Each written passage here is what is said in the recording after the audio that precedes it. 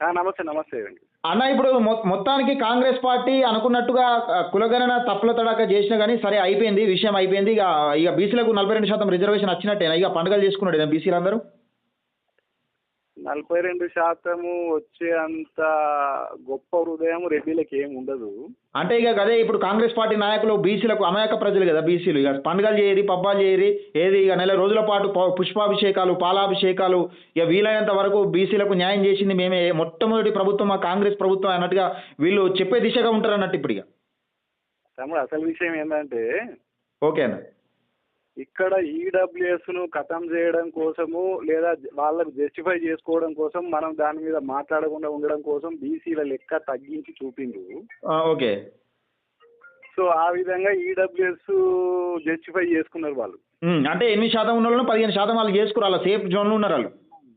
ఇక్కడ మళ్ళా ఇదే వ్యతిరేకత ఉండకూడదంటే ఇక ఫార్మల్ గా బిల్లు ఇది ఇంకా ఢిల్లీలో పోయి కొట్టాడుకొని లేకపోతే మనం ఏదో చేసిన పేరు ఉండాలని ఆ బిల్లు పెట్టింది దాంట్లో. అంటే ఇప్పుడు కాంగ్రెస్ ప్రభుత్వం చేసినా కూడా ఇప్పుడు ఏది పార్లమెంట్లో బిల్లు ఆమోదం పొందకపోతే ఇది అంత ఉత్తదే.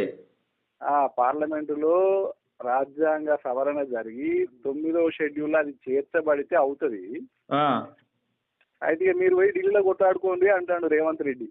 అంటే మన ఇలా మెడకు చుట్టుకున్న పావును అటు వేసిరు అన్నట్టు. ఇక అటు వేసిండు. ఇప్పుడు ఇక మనం ఏం చేయాలి మరి అని అంటే, సరే మరి ఈయన ఎండగడుతూనే ఈయన కత్తిందో బయట పెడుతూనే ఓకే మనం ఇక ఢిల్లీ మీద కూడా పోరాటం చేయాల్సి వస్తుంది. ఇక తప్పదు మనకు.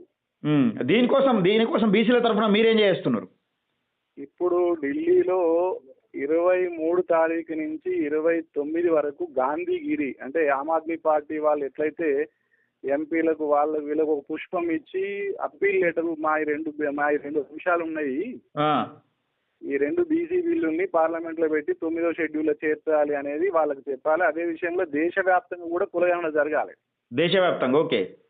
ఈ సంవత్సరమే జాతీయ జనగణన ఉన్నది. మళ్ళీ 10 సంవత్సరాలకు రాముడు ఎవడో రాజాజు ఎవడో అప్పుడు బతికేటోడు ఎవడు చచ్చిటోడు ఎవడు. అవునన్నా 10 సంవత్సరాల దాకా మళ్ళీ మనకు ఎంపరికల్ డాటా లేకపోతే సుప్రీంకోర్టు రిజర్వేషన్లు ఎక్కడ పెరిగినా అడ్డుకుంటుంటది. చట్టబద్ధంగా లేదు కాబట్టి అడ్డుకుంటది. కాబట్టి దేశవ్యాప్తంగా ఈ సంవత్సరం జరిగే జనగణనలో కులగణన చేర్చాలి అనేది మన ఒక డిమాండ్ ఉంటది. ఓకేనా. అదే సమయంలో కులగణన ఎందుకు మనకు ఇంకా మస్తు ఎందుకంటే ఇక్కడ జరిగిన కులగణన లెక్కలేందో కూడా అక్కడ కేంద్రం చేస్తే క్లియర్ గా ఇక్కడ రంగం బహిరంగం అవుతుంది. ఇప్పుడు తెలంగాణ రాష్ట్ర ప్రభుత్వం నిజంగా ప్రతిష్టాత్మకంగా తీసుకొని చేసింది కదా, ఈ తప్పుల తడాకన నిజమా అనేది ఇప్పుడు కేంద్రం చేస్తే క్లియర్ అయిపోద్ది, అందరికీ తేట తెల్లం అయిపోద్ది. తేట తెల్లం అయిపోతుంది.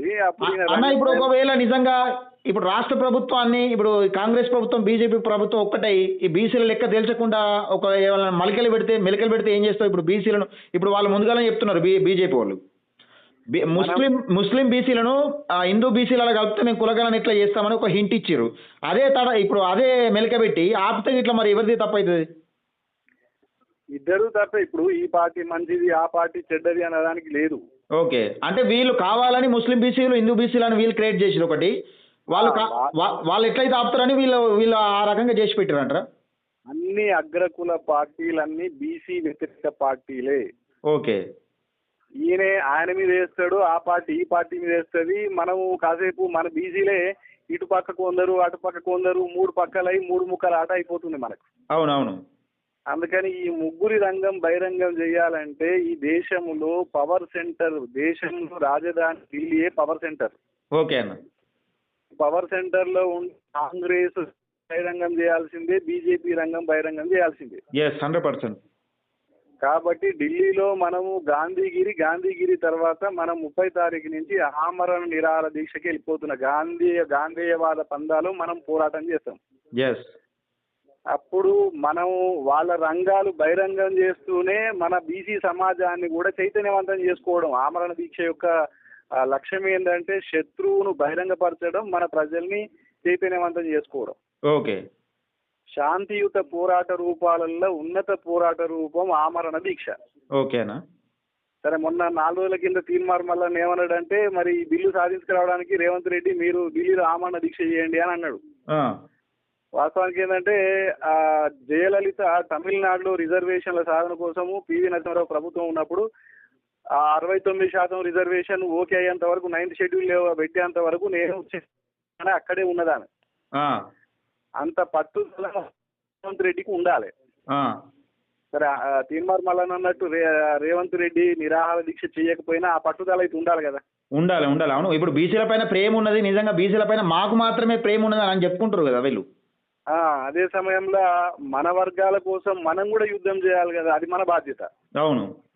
అందుకని రేపు ఢిల్లీలో చేసే పోరాటం అనేది ఇటు రేవంత్ రెడ్డి మీద చేసినట్టే, అటు కేంద్రం మీద చేసినట్టే. అంటే ఇప్పుడు రేపటి ఉంది బీజేపీ పార్టీకి కౌంట్ డౌన్ స్టార్ట్ కాబోతుంది బీసీల పక్షాన. అవును అవును అవును. మనం 30 తారీఖు నుంచి ఆమరణ దీక్ష స్టార్ట్ చేస్తాము. పార్లమెంటు వచ్చే నెల 4 తారీఖు వరకు, ఏప్రిల్ 4 తారీఖు వరకు ఉన్నది. ఆ లోపల పార్లమెంట్లో దీని మీద చర్చకు తీసుకురాలి. చర్చకు తీసుకురాలేకుండా మనం ఆమరణ దీక్ష చేస్తాం. ఈ పార్లమెంట్ కాదు, ఇంకో పార్లమెంటు, ప్రభుత్వం, కేంద్ర ప్రభుత్వం నిర్ణయం తీసుకోవాలి. 9th షెడ్యూల్లో పెట్టాలి. తర్వాత దేశవ్యాప్తంగా కులగణన చేయాలి. అంటే ఇప్పుడు ఇన్ని రోజులు మన తెలంగాణలో బీసీల ఎమ్మెల్యేలు మంత్రులు ఎవరైతే ఈ ఏది బీసీల పక్షాన మాట్లాడటం లేవులు మాట్లాడిన లేవులు అని బండారం బయటపడ్డది. అంటే రేపర్స్ ఉంది ఇక మన ఎంపీలు, ఈ కాంగ్రెస్ ఎంపీలు, బీజేపీ ఎంపీలు, ఇతర ఎంపీలు ఎవరైతే ఉంటారో వీళ్ళ ఎంపీల భాగవతం తెలంగాణ రాష్ట్ర ప్రజలపైన, ముఖ్యంగా బీసీ ప్రజలపైన ఎంత ప్రేమ ఉన్నదో బండారం బయటపడను ఉంది అంటారు మీరు. అది అది అది అది అది ఎస్ ఎస్ అన్న. ఓకే, థ్యాంక్ యూ అన్న. మంచిగా